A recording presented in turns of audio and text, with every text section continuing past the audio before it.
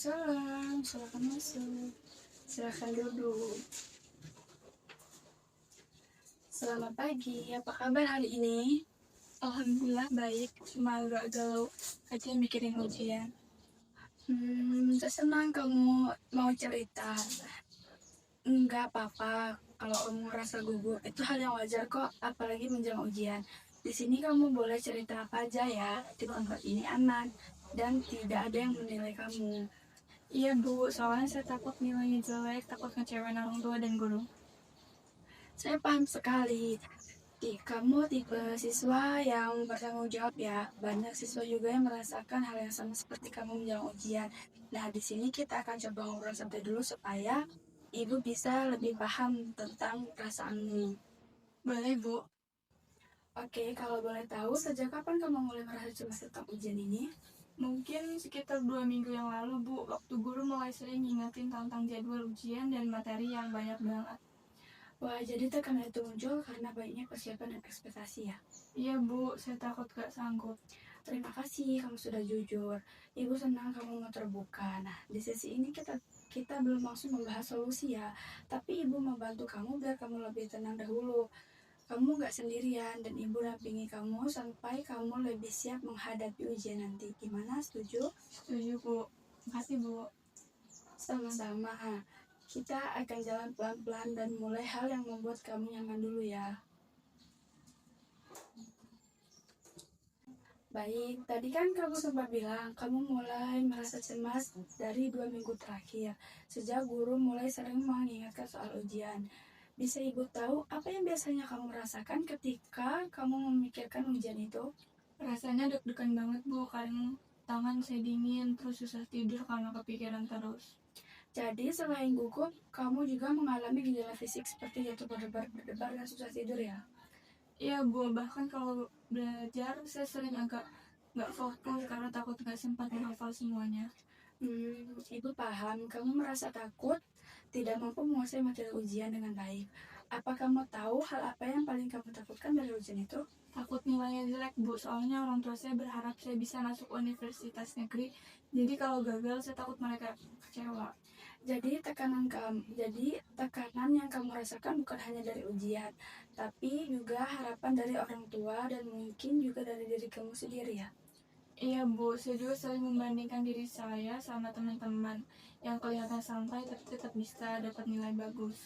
Wajar, perasaan seperti itu sering dialami oleh siswa lain juga, tapi membandingkan diri kadang bisa bikin pikiran kita tuh makin cemas.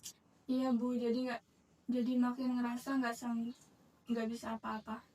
Kalau begitu, boleh ibu simpulkan bahwa kamu mengalami kecemasan menjelang ujian karena kombinasi dari beberapa hal seperti takut gagal, tekanan dari orang tua, dan kebiasaan membandingkan diri dengan teman. Apakah itu sudah menggambarkan perasaanmu sekarang? Iya betul banget bu. Baik, terima kasih kamu sudah mau jujur dan terbuka. Dari apa yang kamu ceritakan, ibu jadi bisa memahami sumber kecemasanmu. Nanti pada sesi berikutnya kita akan coba melihat pola pikir yang muncul ketika kamu merasa cemas, lalu pelan-pelan belajar mengubah cara berpikir itu supaya kamu bisa lebih tenang. Oke bu, saya mau coba. Bagus sekali. Ibu senang kamu semangat. Kita akan atasi kecemasan ini bersama-sama ya.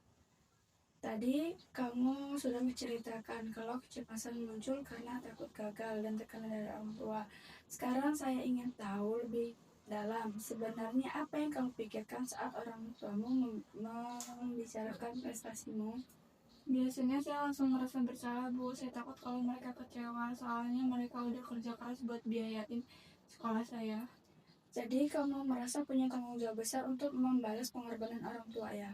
Iya bu, saya pengen banget mereka bangga, tapi justru karena itu saya jadi takut banget kalau hasilnya saya jelek. Kalau boleh tahu, kamu biasanya belajar dengan cara seperti apa? Saya biasa belajar sendirian di kamar. Saya nggak suka belajar bareng teman, soalnya takut malah tambah panik kalau mereka lebih bisa bu. Jadi kamu milih belajar sendiri karena merasa tidak nyaman membandingkan diri dengan teman-teman.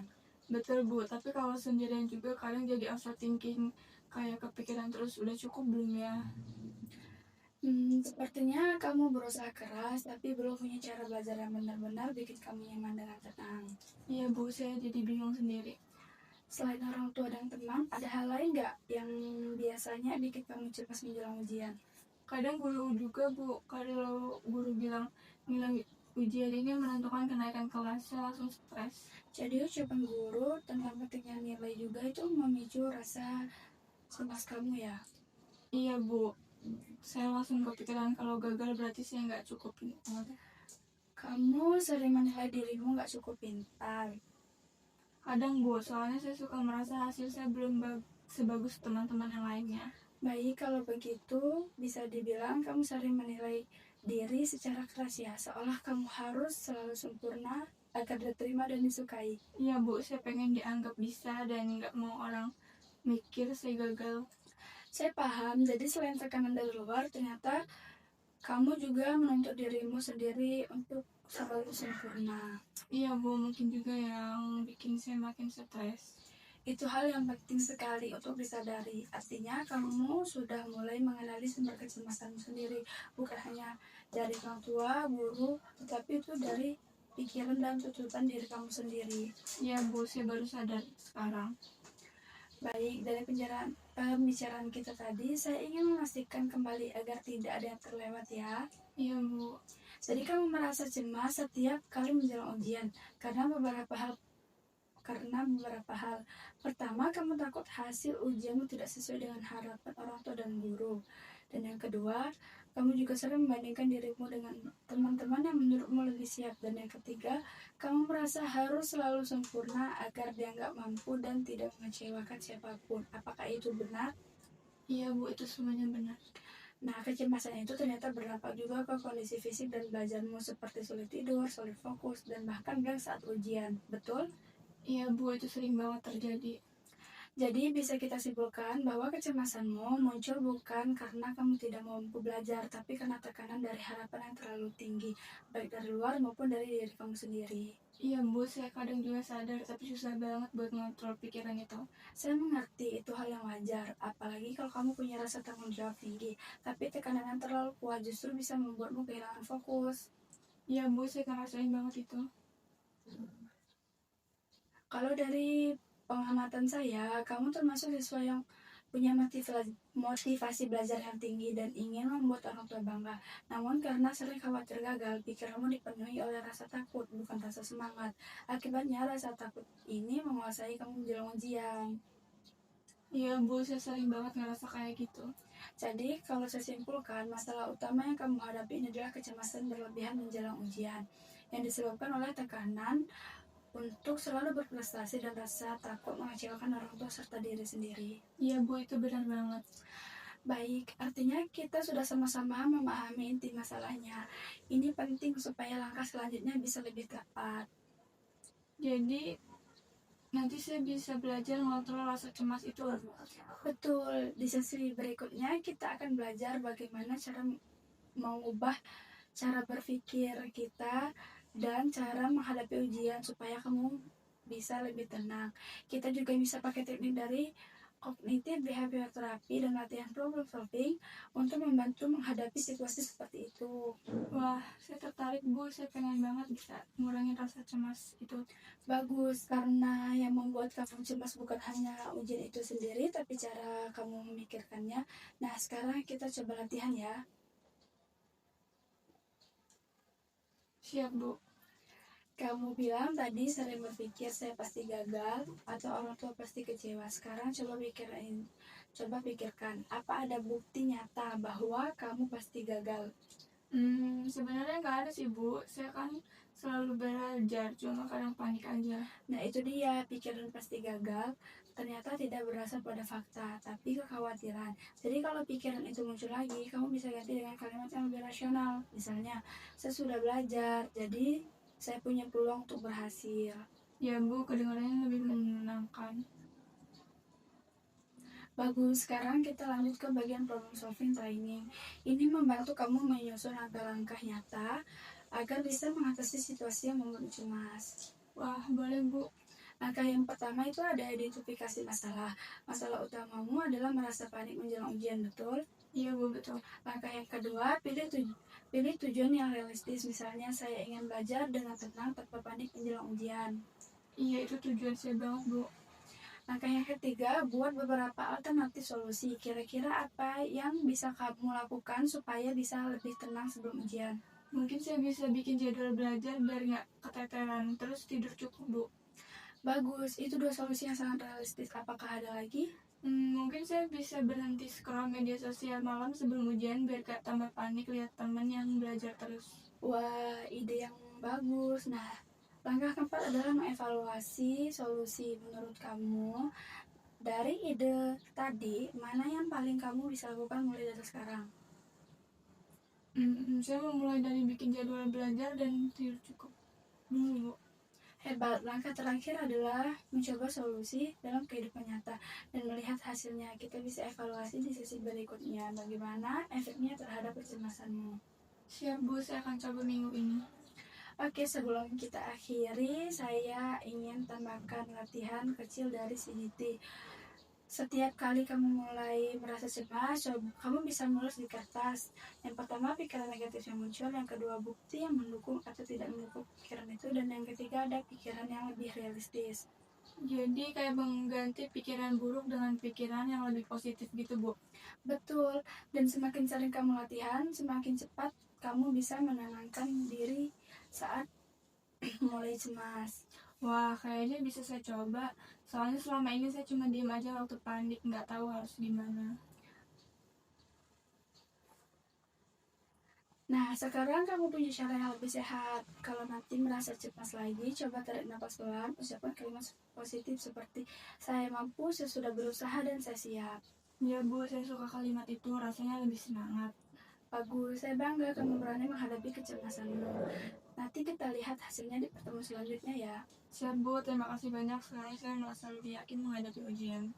Sama-sama, ingat gagal atau berhasil bukan ukuran nilai dirimu. Yang penting kamu sudah berusaha dengan sungguh-sungguh. Nah, setelah kita coba latihan tadi, mengganti pikiran negatif dengan yang lebih realistis dan menyusun langkah-langkah pemecahan masalah, bagaimana perasaanmu sekarang? Rasanya lebih lega, Bu, kayak beban di kepala saya agak berkurang. Alhamdulillah, jadi kamu merasa lebih tenang ya sekarang? Iya, Bu, tadi waktu saya coba ubah pikiran, saya pasti gagal. Jadi saya sudah berusaha dan bisa mengerjakannya, ternyata langsung terasa beda. Itu luar biasa, artinya kamu mulai bisa mengontrol respon pikiran dan emosimu sendiri. Iya, Bu, saya juga baru sadar kalau selama ini saya terlalu keras sama diri sendiri. Nah, dari latihan problem solving tadi, kamu sudah pilih beberapa hal langkah yang mau kamu jalankan, seperti bikin jadwal, belajar, tidur yang cukup, dan gak buka media sosial sebelum ujian. Iya, Bu. Kalau kamu bayangkan nanti malam atau besok beberapa hari kamu bisa menjalankan itu, Saya yakin bisa, Bu. Soalnya sekarang saya udah tahu apa yang harus saya lakukan. bagus, jadi kamu merasa punya kendali lebih besar atas situasi yang bikin kamu cemas. Iya, Bu. Sekarang kalau saya mulai panik, saya udah tahu harus berhenti dulu, tarik nafas, dan ubah pikiran saya. Itu artinya kamu sudah memahami inti dari latihan kita hari ini. Sekarang coba kamu ceritakan kembali hal yang paling penting yang kamu pelajari dari sesi ini. Yang paling penting saya belajar kalau pikiran negatif itu belum tentu benar. Kalau saya ubah cara berpikirnya, rasa cemas saya bisa berkurang. Betul sekali. Jadi kamu belajar bahwa kecemasan yang terkendalikan lewat cara berpikir dan tindakan yang sehat. Iya, Bu, dulu saya kira cemas itu datang sendiri dan gak bisa diapa-apain. Dan sekarang kamu tahu bahwa kamu punya peran besar dalam mengaturnya. Itu kemajuan yang sangat berarti loh. Terima kasih, Bu, saya merasa lebih percaya diri sekarang. Senang mendengarnya. Sekarang saya ingin tahu dari skala 1 sampai 10, di mana 10 itu sangat cemas, 1 itu sangat tenang. Kamu merasa di angka berapa sekarang? Mungkin sekarang 4, Bu. Wah, bagus sekali. Tadi awalnya bilang kecemasanmu sekitar 8 kan? Iya, Bu, sekarang berasa turun jauh. Itu artinya strategi ini yang kita lakukan barusan sudah efektif ya? Iya, Bu, saya nggak nyangka bisa se-efektif ini. Bagus, artinya kamu sudah bisa menenangkan diri dengan cara yang sehat. Tapi tetap ingat, nanti setelah sesi ini selesai, kecemasan itu bisa muncul lagi. Iya, Bu, tapi sekarang saya tahu harus gimana. Betul, jadi kalau rasa cemas itu datang lagi, ingat latihan kita ya. Siap, Bu. Terakhir, apa hal kecil yang ingin kamu lakukan malam ini sebagai bentuk awal perubahanmu? Saya mau mulai bikin jadwal belajar dan tidur lebih cepat, Bu. Bagus, itu langkah awal yang sederhana tapi kuat. Saya percaya kamu bisa melakukannya. Terima kasih, Bu. Saya jadi lebih semangat lagi. Jadi hasil dari sesi hari ini, kamu sudah punya beberapa langkah yang akan kamu jalankan malam ini dan kedepannya ya. Iya, Bu, saya mau mulai bikin jadwal belajar, tidur lebih cepat, dan latihan berpikir positif kalau mulai cemas. Wah, itu ide yang bagus. Kamu bisa terus latihan supaya tubuh dan pikiranmu bisa terbiasa tenang. Nanti kalau kamu sudah menjalankan ini beberapa hari, coba terus di buku kecil atau catatan ponselmu. Kapan kamu merasa tidur lebih tenang dan apa yang kamu lakukan saat ini. Jadi kayak jurnal kecil gitu ya, Bu? Betul, jurnal itu bisa bantu kamu lihat kemajuan dan menjadi pengingat kalau kamu ternyata mampu mengatasi kecemasanmu. Oke, Bu. Saya mau coba nanti. Baik, kalau begitu kita cukupkan dulu sesi hari ini. Saya sangat bangga karena kamu sudah terbuka, berani menghadapi kecemasan, dan mau belajar mengubah cara berpikir. Terima kasih banyak, Bu. Hari ini saya merasa jauh lebih tenang dan yakin bisa menghadapi ujian. Sama-sama, ingat, kamu tidak sempurna. Sama-sama ingat, kamu tidak sempurna. Cukup berusaha sebaik yang kamu bisa, itu sudah hebat. Iya, Bu. Terima kasih atas bimbingannya. Kita cukupkan dulu ya pertemuan yang di minggu ini. Selamat bertemu di pertemuan selanjutnya untuk melihat perubahanmu. Baik, Ibu. Sekali lagi terima kasih banyak. Mari, Ibu, permisi. Iya, sama-sama.